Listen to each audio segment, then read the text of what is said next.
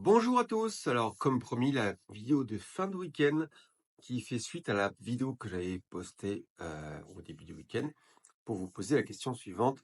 Si je te donne 150 millions d'euros, est-ce que tu continues à faire la même activité que en ce moment? Alors c'est une question qui est en fait très, très profonde et très remuante. C'est pour ça que je voulais te poser parce que d'abord je me la suis posée à moi-même, hein, parce que je ne veux pas poser simplement des questions sans moi-même me remettre en question, puisqu'il s'agit bien de ça, hein, de se remettre en question. Pour me présenter, pour ceux qui ne le savent pas, j'ai plusieurs activités. J'ai 51 ans. J'ai une entreprise d'informatique qui fait travailler 30 personnes, dont 20 salariés, depuis 15 ans. J'ai une maison d'édition qui s'appelle Terrentiel Édition. J'ai une maison de production qui s'appelle Terrentiel Production. Et pour les magasins, une entreprise qui s'appelle Terrentiel Diffusion. Vous comprenez bien que entre l'informatique et la spiritualité et le développement personnel, il n'y a pas forcément de rapport. Et donc, évidemment, cette question, il a fallu que je me la pose aussi à moi, parce que d'abord, je ne peux pas tout faire. Et si j'ai monté ces sociétés d'édition et terrentiel, c'est parce qu'à un moment donné, j'ai choisi de faire un virage dans ma carrière professionnelle. C'était à peu près il y a 7 ans, où je me suis dit, voilà, j'ai monté cette entreprise d'informatique, j'ai fait une carrière d'informaticien, de développeur. C'est très bien, mais voilà, je n'ai plus envie de faire ça. Alors ça peut paraître bizarre parce que, effectivement, en tant que patron d'entreprise, on gagne bien sa vie et voilà, j'aurais pu continuer comme ça jusqu'à 60 ans, jusqu'à ma retraite et beaucoup de gens auraient fait, la même chose. Mais en fait, l'histoire de ma vie, c'est pas tout à fait ça.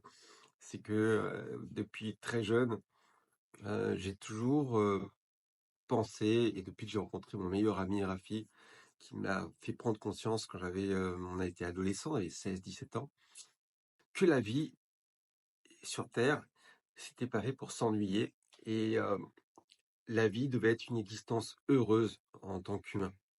Sinon, la vie n'a pas de sens. Alors, philosophiquement, j'ai pas trouvé de sens à la vie. Quel est le sens de la vie? Je ne le sais pas. Par contre, je sais ce que veut dire que la vie n'a pas de sens. Et elle n'a pas de sens, pour moi, quand on s'ennuie et quand on a une vie désagréable, qui nous plaît pas, et où on est en train de se forcer à faire des choses. Cette vie, je n'en veux pas, j'en ai jamais voulu, et je me suis toujours battu, et d'où la vidéo Le saut de la falaise que j'ai postée dans le groupe, vous pouvez la retrouver.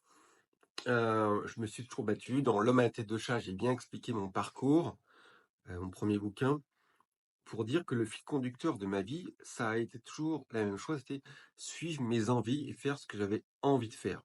Alors oui, parfois, j'ai payé le prix pour ça, hein, puisque tout a un prix et parfois les choix audacieux, eh bien, il faut les assumer. Et je suis passé par des phases où j'étais gardien de sécurité dans les parkings, j'ai fait des petits boulots parce que au départ, j'avais choisi d'être une rockstar.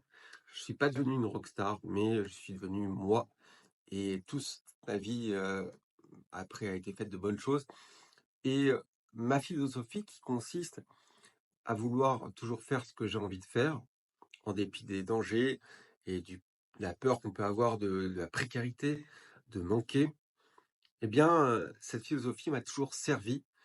Et maintenant, j'ai 51 ans, donc ça veut dire que j'en ai plus derrière que devant, sûrement, comme on dit. Et je peux dire simplement que cette philosophie, cette conduite de vie, m'a toujours été bénéfique et je n'ai jamais manqué de rien.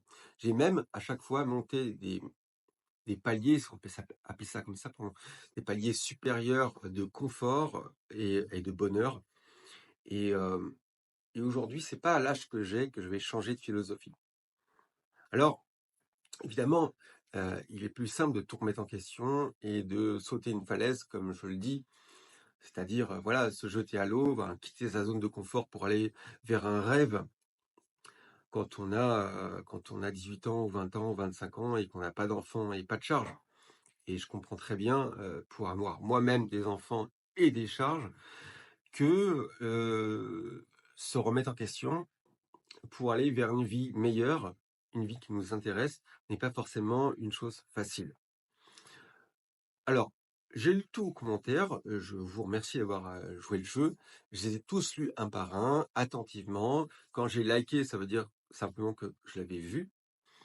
Donc il y a beaucoup de commentaires de gens qui disent qu'ils feraient la même chose, qu'ils sont contents de leur vie.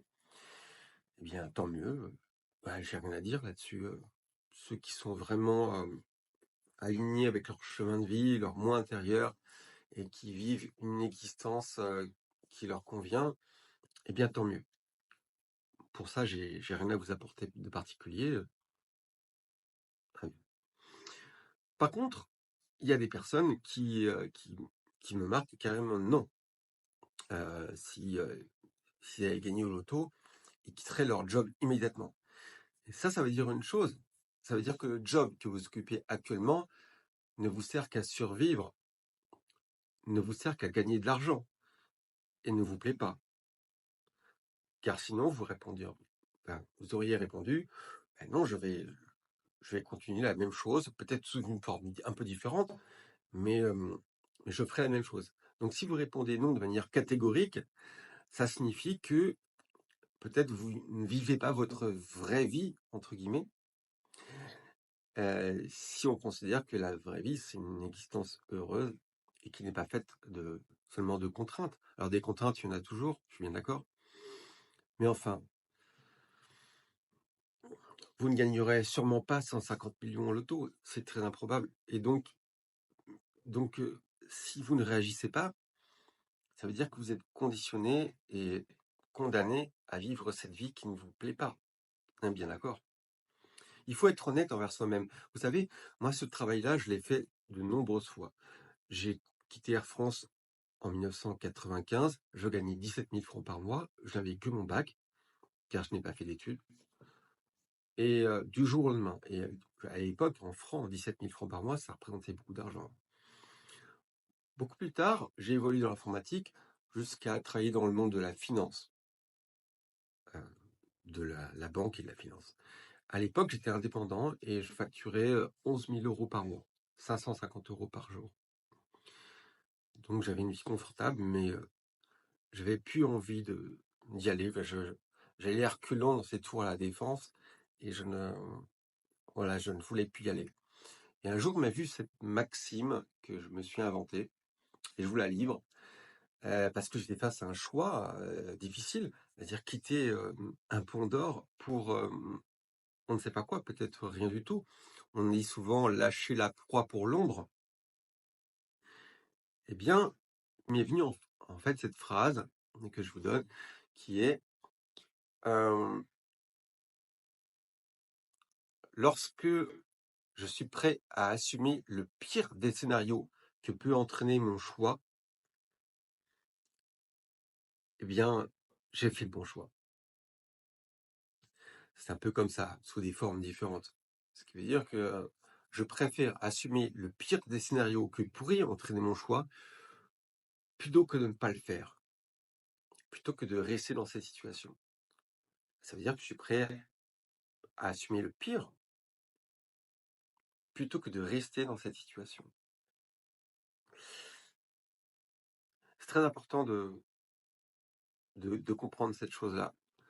Et pour ceux qui sont dans des situations avec des enfants, une famille, des charges, évidemment, il n'est pas question de se faire des crises d'angoisse, tout d'un coup de se dire: «Ah mince, j'ai raté ma vie» et d'avoir une réaction impulsive et de se précipiter à faire n'importe quoi. Bien évidemment que non.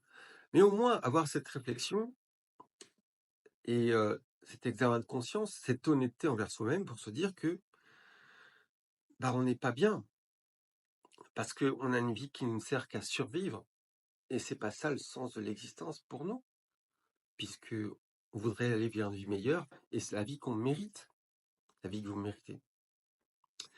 Alors, il ne s'agit pas de tout plaquer du jour au lendemain et je veux pas du tout provoquer des réactions impulsives, inconsidérées, suicidaires, financièrement et psychologiquement. Mais au moins, peut-être enclencher un processus de réflexion et de mise en action. Par exemple, Moi, j'ai choisi de quitter l'informatique il y a 7 ans pour devenir écrivain, pour faire d'autres choses, produire des masterclass, avoir une vie plus en accord avec l'art et avec ma créativité, en fait. Euh, mais donc, c'est pas quelque chose que je fais du jour au lendemain, c'est une transition. On est bien d'accord. Voilà, la société, elle existe toujours, et mon activité d'auteur, ma carrière, si elle décolle doucement, c'est très compliqué d'y arriver. Hein, c'est un challenge qui est très grand pour moi. Gaïa m'a contacté il y a 1 an, et maintenant, je commence à avoir des masterclass que j'ai produites, qui sont enfin sur la plateforme. Il va y en avoir d'autres et d'autres et d'autres, puisqu'ils me financent pour en faire d'autres. Donc là, je vois la lumière arriver enfin, après un long marathon où je me suis souvent demandé si ça allait vraiment marcher, où j'ai pu avoir des doutes. Parce que le problème, c'est ça, c'est que quand vous vous lancez dans des projets comme ça qui sont ambitieux et que vous lâchez ce que vous avez, il y a cette peur qui vient, ces doutes qui peuvent arriver en vous demandant si vraiment vous avez fait le bon choix et si vous allez y arriver. Et il n'y a aucune garantie pour ça. On ne peut pas toujours lâcher la liane qu'on a dans la main quand on saisit l'autre. Parfois, il faut prendre des risques. Et la liberté, elle a un coût. Et ce coût, il s'appelle le courage, mes amis. Voilà. Donc c'est pas une leçon de morale, simplement un petit coup de pouce peut-être pour certains. Et j'en vois dans les commentaires ou dans les posts qui semblent pas être vraiment à leur place ou pas très très bien. Et voilà, je voulais juste vous donner ça. Moi, je ne vous prends pas de coaching, j'ai pas le temps d'en faire, ou alors je peux prendre que très très peu de personnes parce que j'ai mis l'activité. J'écris des livres, je fais des vidéos. Les livres, ça coûte pas cher. Les vidéos, elles sont gratuites. Ou sur Gaïa, vous pouvez voir toute la masterclass. Vous abonnez même les 7 premiers jours sans vous faire, vous pouvez tout regarder gratos. Donc je suis pas là pour vous vendre un coaching. Je suis simplement là pour vous transmettre un message qui pour moi est essentiel dans la vie. Et là, c'est assez basique, hein, c'est du développement personnel pur que je vous livre, mais c'est aussi l'expérience de toute ma vie qui fait qu'aujourd'hui je suis un homme très heureux parce que je peux mourir demain et j'aurai absolument aucun regret. Je suis droit dans mes bottes. J'ai fait ce qu'il fallait. Et même si ce que j'entreprends ne réussit pas, eh bien c'est pas grave. Parce qu'au moins, j'ai essayé, j'ai donné le meilleur de moi-même et je suis droit dans mes bottes. Je suis aligné, comme on dit, dans ce monde de la spiritualité. Être aligné, c'est ça, c'est aligné avec ses valeurs, mais être aligné aussi avec son moi profond et avoir une volonté et des actions qui sont dans l'alignement de ce moi. Encore faut-il savoir ce que vous voulez faire. Ça, c'est une autre histoire. Bonne soirée, mes amis.